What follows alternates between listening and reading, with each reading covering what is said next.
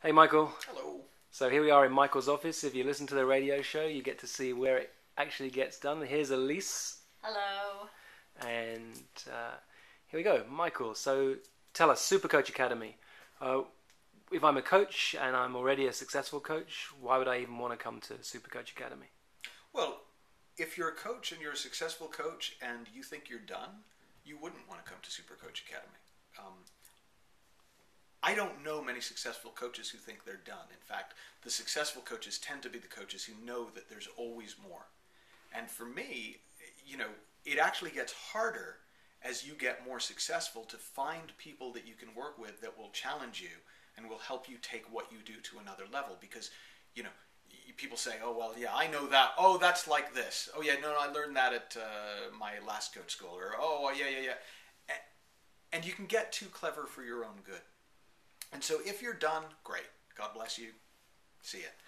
If you recognize that however well things are going, there is something more that you feel you could be bringing. A lot of coaches that I talk to who are doing excellent work get that they're underused. They're not, they're working at 60% capacity, 70% capacity, or they feel like they're having to work at 110 capacity just to keep going.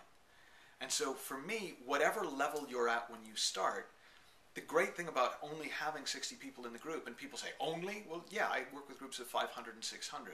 So the great thing about only having 60 people in the room is I can get to work with each person individually, I can get to know each of you individually, and I can actually design chunks of the training. Somebody came along and sent an email saying, are we going to cover this?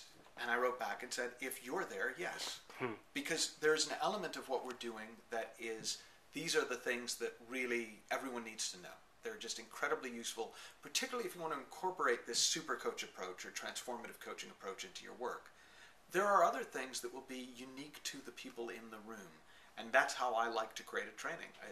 The only training that could happen with those people in the room. Otherwise, I just write another book, which I might do anyways. But in terms of this, if I'm going to bother showing up, I'm only going to show up if there's a real value to my being in the room, as opposed to giving you a book to read or some CDs to listen to, or say, hey, listen to my radio show on. And that means that I'm going to be interacting with the people in the room. And that means I'm going to be responding to the people in the room, and I'm going to be asking them to respond to me. And that's why you come to the Academy instead of just reading another book, instead of just listening to another CD set. And the fun thing is, if you then go back to the books, and if you then go back to your old coach training, if you've done coach training before, or that you then go back to whatever else it is that you've done, you'll see it in a whole new light.